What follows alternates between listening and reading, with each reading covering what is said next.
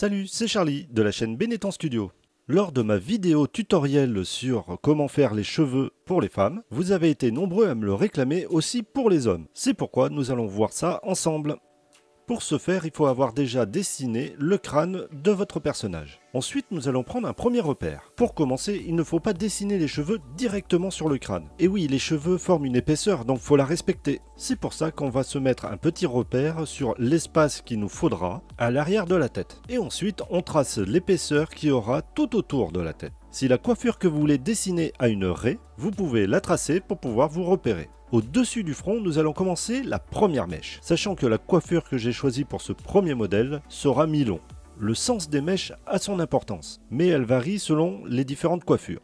Lorsque vous faites une grosse mèche, pensez à faire de petites mèches de chaque côté. Quand vous êtes en mi-profil, forcément, il y aura une mèche qui sera plus voyante sur le bord, et n'oubliez pas de rajouter quelques petites mèches rebelles. Il faut faire des mèches au moins sur le 2/3 du front, au moins pour le modèle que je suis en train de faire. Ensuite, vous pouvez faire une mèche qui va passer derrière l'oreille pour pouvoir laisser apparaître juste les petites mèches de cheveux qu'il y a devant l'oreille. Ne laisse surtout pas les cheveux à plat sur le dessus. Même une coiffure bien plate, il y a toujours une petite mèche qui dépasse. Au niveau du point de départ des cheveux, toujours faire un petit épi. En fonction de la coiffure que tu veux faire, n'hésite pas à rajouter un épi plus ou moins gros, avec peut-être une forme particulière qui va donner un charme à ton personnage, mais aussi permettre à ce qu'on le reconnaisse plus facilement avec d'autres personnages qui auraient une coiffure similaire. Avec des cheveux mi-longs, pense que ça doit couvrir un petit peu la nuque, et une fois que tu auras fait tout ça, ta coiffure sera finie. On va dégager un petit peu les traits qui nous servaient pour le repère, et nous avons notre première coiffure de finie. Maintenant, je vais passer sur une coiffure de profil. Je vais dessiner donc mon crâne. N'hésite pas d'aller voir ma vidéo sur comment dessiner un visage de profil si tu ne sais pas encore comment on fait. Je place mon petit espace à l'arrière. En règle générale, je commence toujours par les mèches de devant. Ce n'est qu'une habitude de ma part, mais il n'y a pas de règle établie. Je représente quelques mèches sur le côté. Comme tu peux le constater, elles finissent toujours en pointe et généralement plus larges sur le haut. Les cheveux ont du volume. Donc pense qu'ils peuvent dépasser du visage.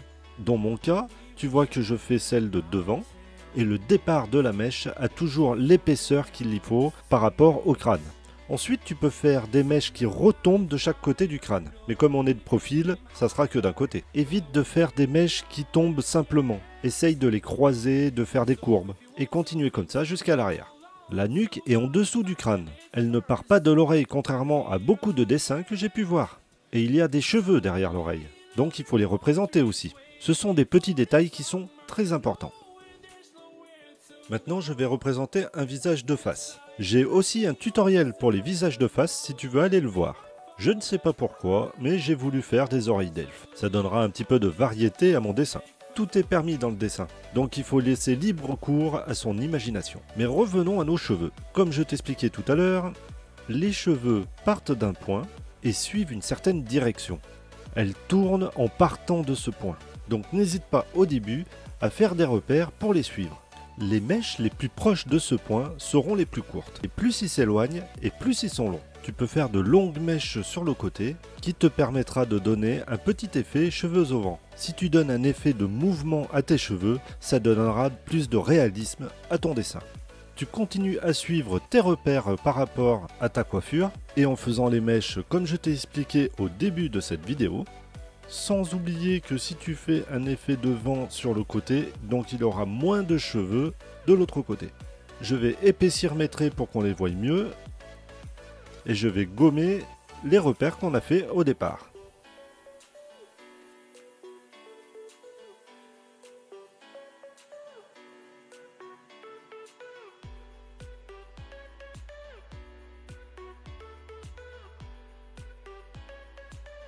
Voilà pour la coiffure de notre elfe. Essayons une autre coiffure. Jusqu'à présent, nous avons fait des cheveux qui cachaient le départ des mèches. Mais il y a des coiffures où les mèches sont en l'air ou en arrière. Dans mon cas, je vais essayer de faire une coiffure un petit peu en pétard. Pour ça, je vais tracer déjà en repère les limites de mes cheveux sur le crâne. On fait un arc de cercle au-dessus du front et on les relie au niveau des oreilles. Les mèches qu'on va dessiner vont partir depuis ces traits. Il faudra donc pas trop les appuyer pour pouvoir les effacer par la suite. On dessine nos repères pour savoir jusqu'où vont s'arrêter nos cheveux et on se lance. Le mieux pour faire ces mèches, c'est de les faire en forme de S. Ensuite, tu en fais plusieurs les uns à côté des autres. Il ne faut pas hésiter à les croiser. On fait ça tout le long et le tour est joué.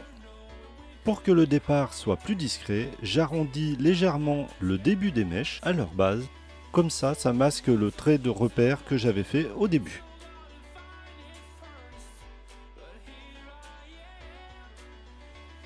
Voilà, cette vidéo est terminée, j'espère qu'elle t'a plu. N'hésite pas à me dire en commentaire si tu as réussi à reproduire ces coiffures, ou même si tu utilises une autre méthode. D'ailleurs, tu peux partager tes dessins dans mes nombreux réseaux sociaux, surtout sur Discord, et je te donnerai des conseils si tu le souhaites. Mets un pouce à cette vidéo, ça me fera très plaisir. Abonne-toi et active la cloche de notification. Ça te permettra de ne pas rater mes prochaines vidéos. Et moi, ça me permet de me motiver encore plus pour vous faire plein de tutoriels. Et partage cette vidéo, ça me fera encore plus plaisir. Et d'ici la prochaine, je te dis à plus!